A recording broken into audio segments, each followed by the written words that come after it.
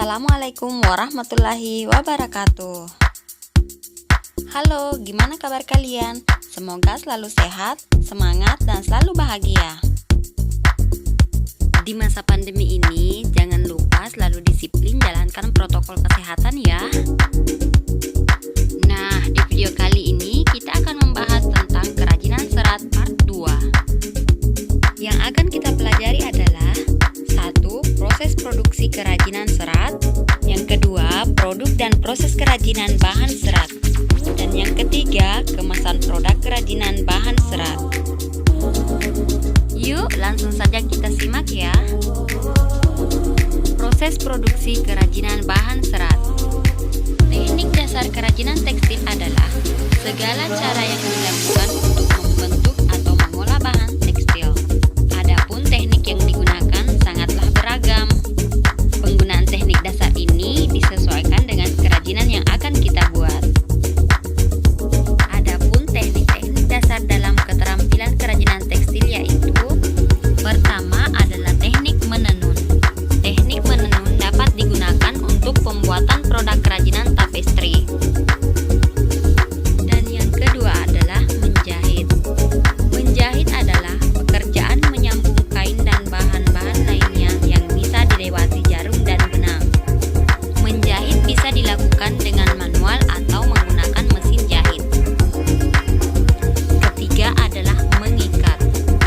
Mengikat adalah teknik menyatukan dua benang atau lebih dengan membentuk ikatan yang diinginkan. Mengikat dapat juga diartikan dengan menyatukan helai kain yang satu dengan yang lain dengan menggunakan pengikat. Produk dan proses kerajinan bahan serat. Dalam pembuatan produk kerajinan yang berkualitas harus mengacu pada syarat-syarat tertentu. Adapun syarat-syarat perancangan benda kerajinan sebagai berikut. Yang pertama adalah kegunaan. Benda kerajinan harus mengutamakan nilai praktis, yaitu dapat digunakan sesuai fungsi dan kebutuhan. Contohnya mangkuk untuk wadah dan sayur. Yang kedua adalah kenyamanan atau comfortable. Benda kerajinan harus menyenangkan dan memberi kenyamanan bagi pemakainya. Yang ketiga adalah keluasan atau flexibility. Benda kerajinan harus memiliki keserasian antara bentuk dan wujud benda dengan nilai gunanya. Yang keempat adalah keamanan atau safety. Benda kerajinan tidak boleh membahayakan pemakainya.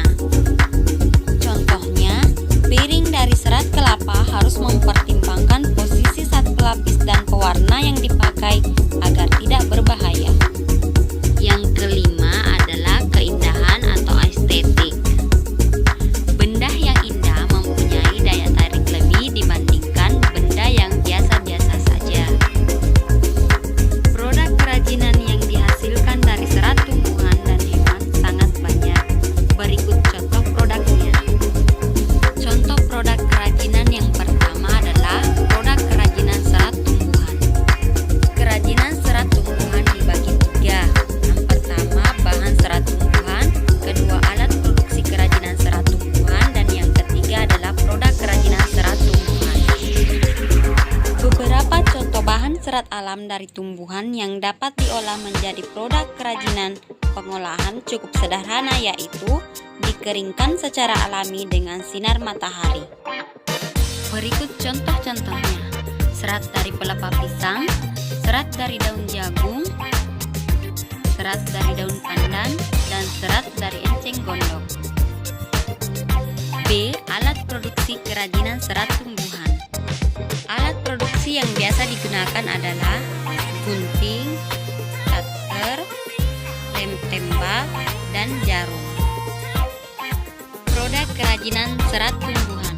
Bahan-bahan serat yang nantinya dapat menghasilkan produk kerajinan tangan yang beraneka ragam, misalnya tas, hiasan dinding, dan lain-lain. Kedua, produk kerajinan serat hewan. Berikut ini merupakan bahan serat dari hewan yang dapat diolah menjadi produk kerajinan. Serat dari domba, serat dari ulat sutra, dan serat dari alpaka.